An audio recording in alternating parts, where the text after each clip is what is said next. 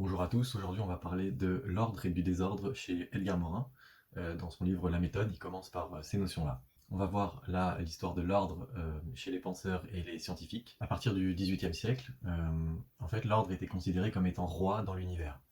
C'est-à-dire qu'on avait des penseurs et des chercheurs, tels que Newton, Laplace ou Kepler, qui considéraient euh, l'univers comme étant parfaitement réglé, un système horloger quasiment parfait. L'univers à cette époque-là, on pensait que c'était un système qui s'auto-entretenait à perpétuité.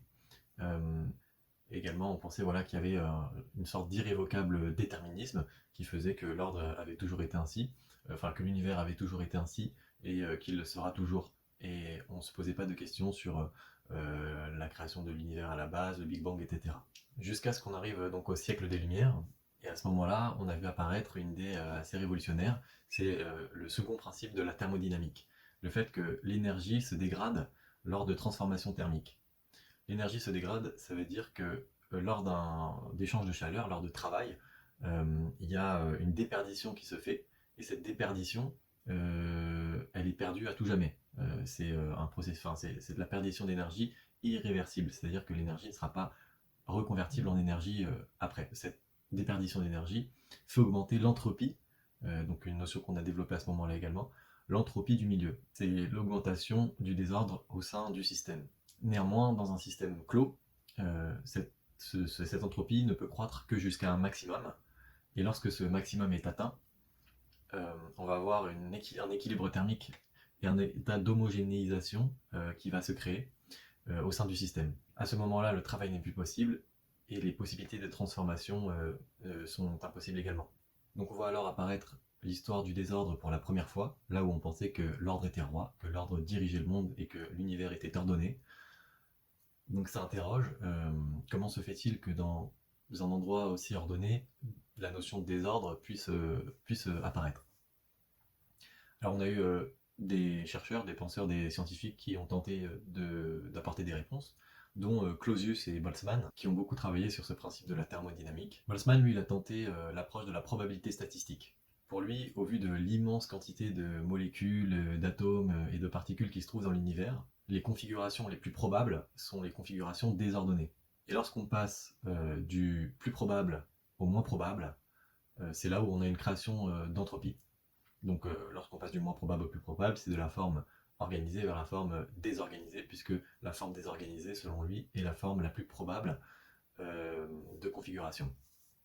Clausius, quant à lui, avait généralisé l'idée selon laquelle l'univers peut être considéré comme un méga système clos. Considérer l'univers comme étant un méga système clos permettrait d'étendre le principe en disant que du coup, l'entropie atteindrait un maximum, et on serait à un stade d'homogénéisation et d'équilibre thermique. Mais le problème là qui se pose, c'est que si on lit donc cette proposition avec celle de Boltzmann que je viens d'énoncer, ce qu'il se passe, c'est que si on atteint un état d'entropie maximale, d'après Boltzmann, on va vers un état désorganisé, de plus en plus désorganisé.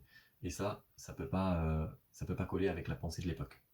Et puis également, considérer l'univers comme étant un méga système clos euh, fait se poser beaucoup de questions. En effet, est-ce qu'on peut considérer l'univers d'abord comme étant un système clos ou un système ouvert? On ne sait pas. Et puis, est-ce qu'on peut tout simplement considérer l'univers comme étant un méga système? Et puis également, on peut se poser la question de comment se fait-il que dans un désordre aussi important, se soient créées des choses aussi organisées, telles que des atomes, des molécules, ou même la vie qu'on a sur Terre. Euh, donc ça, c'est des questions qui restent en suspens.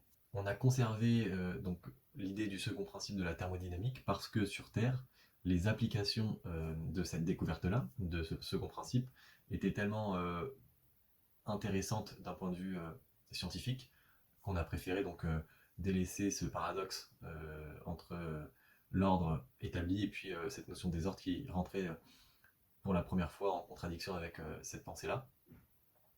En fait, le second principe de la thermodynamique a permis notamment de calculer les conditions de rendement maximal du travail d'une machine. Ça a également permis de pouvoir calculer l'entropie, donc de la mesurer, de la prévoir et dans un sens de la contrôler. Donc de contrôler le désordre. Et puis donc il y a eu beaucoup d'applications de ces notions-là pour la thermochimie notamment. Donc voilà, ça a été plutôt vu comme une avancée scientifique plutôt que comme une régression de l'ordre. Et on a laissé ces questions-là à plus tard. On avance dans le temps et on arrive aux années 1900, où la notion de désordre rentre de nouveau dans le domaine de la physique, cette fois-ci du côté de la microphysique. Planck a découvert à ce moment-là que les particules élémentaires, donc les neutrons, les électrons, les neutrinos, les protons, se comportaient tantôt comme des ondes, tantôt comme des corpuscules. Il a découvert la notion de quantum d'énergie. Il découvre alors que les particules élémentaires ne sont pas clairement mesurables, localisables, définissables. Et des expériences étonnantes nous montrent que la particule se comporte tantôt comme une onde ou tantôt comme un objet de la matière, selon qu'il y ait un observateur ou pas. Et ça, il faut se remettre dans le contexte de l'époque, même aujourd'hui, c'est quelque chose qui est très difficilement concevable pour un esprit humain. Et donc ces particules étant à la base de toute matière, de tout ce qui permet de faire fonctionner l'univers, quelque chose d'aussi inconcevable, incompréhensible, aussi qui semble désordonné, euh, serait à la base de l'univers qui, l'univers, je vous le rappelle, est censé être tout ordonné. On pense toujours que l'ordre est roi. Et donc pour cette deuxième fois, on voit apparaître la notion de désordre dans la physique. Euh, on voit apparaître donc un désordre qui, au lieu de dégrader, comme pour le second principe de la thermodynamique, c'est un désordre qui fait exister, puisqu'il est à la base des atomes qui sont à la base des molécules, etc., etc.